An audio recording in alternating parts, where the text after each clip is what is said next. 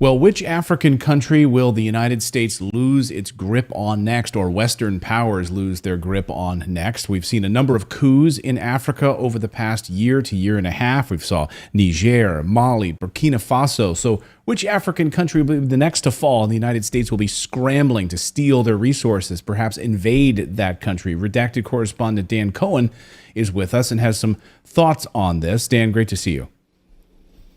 Hey, good to see you, Clayton.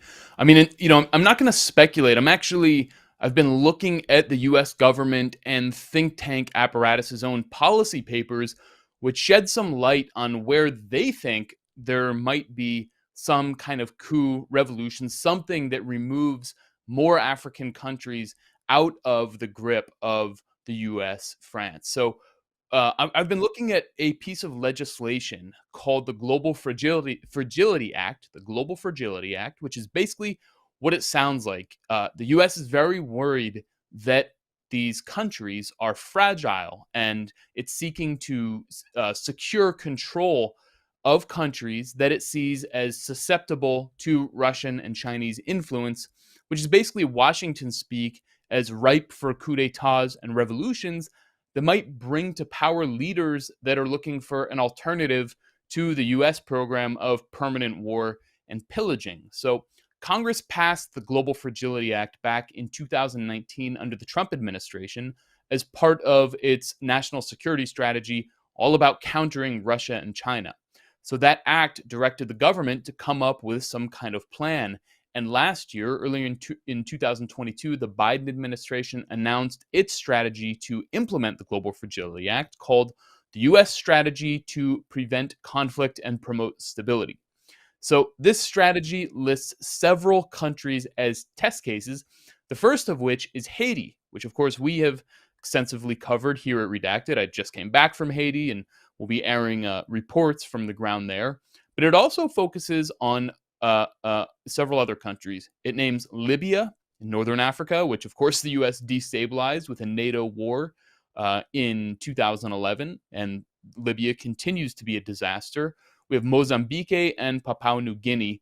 Papua New Guinea, of course, not in Africa, but it focuses heavily on coastal West Africa, and that includes the countries of Guinea, Ivory Coast, Ghana, Togo, and Benin. So those 5 countries.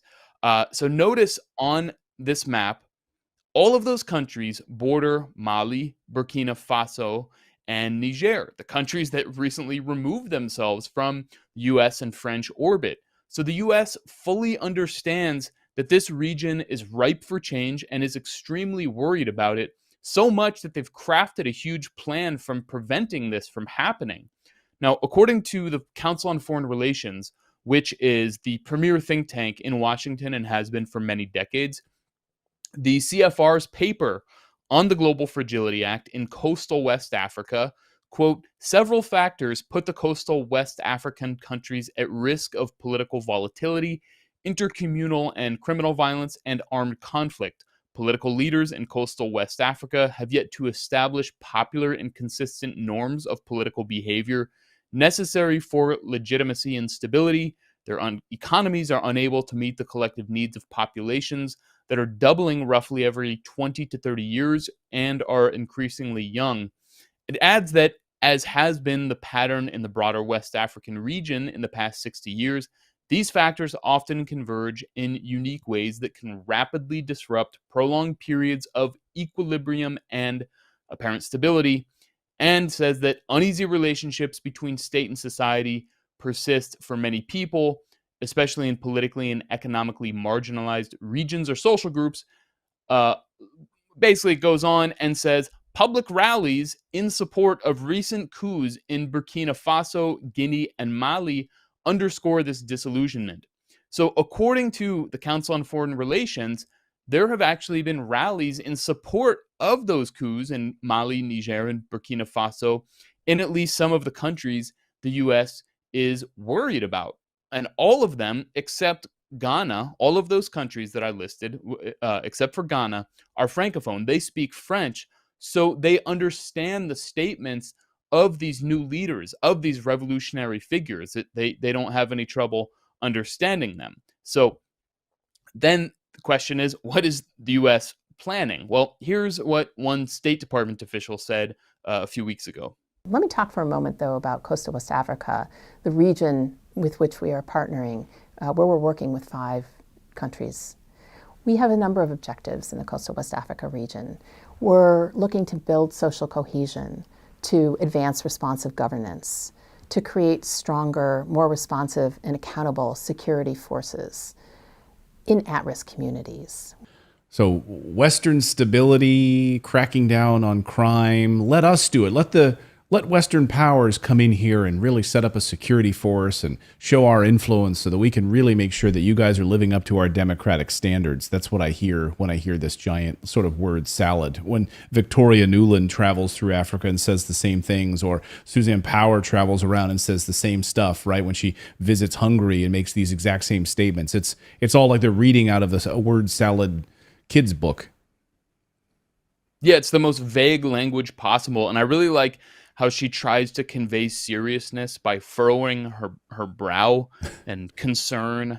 Like we're just friendly people from the State Department who wanna help your country. Right. So I mean, just so you don't. We'll really help get your anything. country just like we are helping in Syria, where we're going to stand guard at your oil fields and make sure that your oil is protected and it's going to the right places that we steal it and take it to. I couldn't help but thinking when you're showing this map of West Africa and thinking about the oil drilling and the massive oil fields that are right off the coast of West Africa, like oil hotbeds. It's convenient that they're picking these particular places for we want to make sure that you're taken care of and we've got your back. Right. Has nothing to do with pillaging resources, Right. Not to mention allying with, according to National Security Advisor Jake Sullivan, allying with Al-Qaeda in Syria. They would never do that in Africa, in this fight against ISIS and jihadist groups. The U.S. would never do what it did in Syria there, right? Right. So we don't really get much from these like State Department officials, their appearances at these think tanks. They don't really say a lot, at least in what I've seen. But that CFR paper is somewhat revealing. It gives these recommendations. One of them, very revealing, it says, U.S. diplomacy, including White House involvement, convinced former Ghanaian President Jerry Rawlings and former Kenyan President Daniel Arap Moi to retire, open political space, and to allow for civilian democratic succession. And says both countries probably would have fallen into unstable trajectories had Rawlings and Moi not done so. So basically, they are openly saying that the U.S. in those 2 cases in the early 2000s, the Bush White House told the president of Ghana and the president of Kenya to step down, which they did to avoid, I guess, a revolution. So I mean, is that kind of what the U.S. is looking at in any of these coastal West African countries? And when I look at the case of Gabon, where a notoriously corrupt U.S. puppet, Ali Bongo, was recently ousted from power, but his regime is still intact, is that just what happened a couple of weeks ago?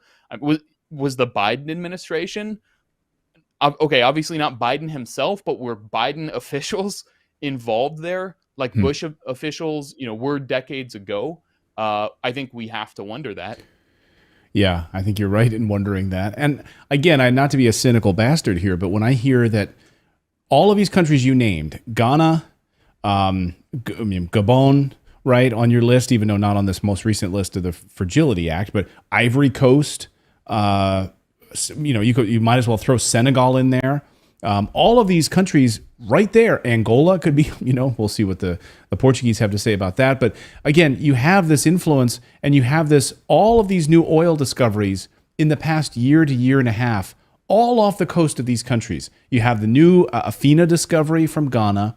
You have this new Baleine discovery off of the Ivory Coast. All of these massive multi-billion barrel oil discoveries right at a time when you have China buying up way more oil coming from Europe and coming from Russia, and you have Saudi Arabia making these oil deals with China. You have to wonder if the timing of all of this isn't suspect. Right. And then there's, you have to wonder about the military component. So the CFR's next recommendation says that ECOWAS, the Economic Community of West African States, espouses values and norms that align with GFA principles and could serve as a forceful diplomatic partner for the United States. So, like, I like that language of forceful diplomacy Right. that aligns with with GFA goals, meaning USA goals. So the Global Fragility Act explicitly says that it has a strong military component. The Pentagon is heavily involved, and it kind of relies on the sort of Obama doctrine of secret military forces, of special ops being deployed, rather than the old Bush doctrine of massive forces. So I mean, we had ECOWAS recently threatening to invade Niger, which it set this deadline and has apparently passed it. So we'll see what happens there. But the piece goes on, gives more recommendations, but you get the point. I mean, the U.S. is very concerned about coastal West Africa, the general region where people are francophones, the government is weak, or as the U.S. states, fragile, and they see this revolutionary change sweeping the region because people are extremely tired of this never-ending fight against ISIS and jihadist groups that never actually really achieves anything, and they see probably as a pretext for Western presence and Western invasion, and the conditions they live in continue to be terrible. Yeah. I mean, the United States absolutely does not want these African countries, Ghana, Gabon, Senegal, the Ivory Coast, to turn into the next Norway because of their own oil-rich resources, can become one of the wealthiest and most prosperous countries in the world with oil. That's exactly what happened in Norway in 1969 when they discovered oil. Went from being basically an irrelevant country, poor by today's standards, becoming one of the wealthiest and most prosperous and highest life expectancy, free health care. People don't leave the country. They don't travel. They stay there after they graduate college in Oslo. It's like, imagine that happening to Africa. The United States absolutely cannot allow that to happen, cannot allow Africa to become prosperous. They'll do whatever they can to keep that from happening. I mean, I don't know. I'm sorry I'm so cynical, but I'm so sick of it. And I love what you said at the beginning, which is, we're not going to speculate. I'm not going to speculate which countries are going to be the next. I'm just going to literally read right from their own papers, and they're telling us where they're going to do it. They're literally giving us the blueprint, are they not? Yeah, I mean, those, they say those 5 countries. I think you're Guinea, Ivory Coast, Ghana, Togo, and Benin. Those are the 5 countries that they list. And again, they all border Niger, Burkina Faso, and Mali. So, and all except Ghana speak the same language. And the U.S. says they're in kind of similar conditions. Of course, each one has their own unique political dynamics and everything else, but there's obviously a common thread, so much that the U.S.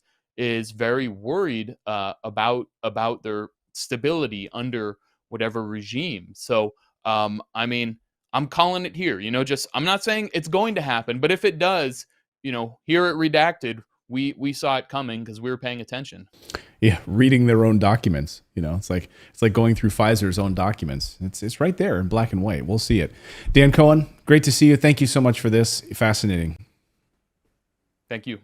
Thank you so much for watching this segment here at Redacted. We are live every day at 4 p.m. Eastern Time, trying to share the stories that the mainstream media will not cover. You should also come over and join our community of Redacted Rebels over at redacted.inc. That's our private locals community where we can share exclusive content that we simply cannot share here on YouTube. Come over and join the rebellion together right now by going to redacted.inc. We'll see you next time.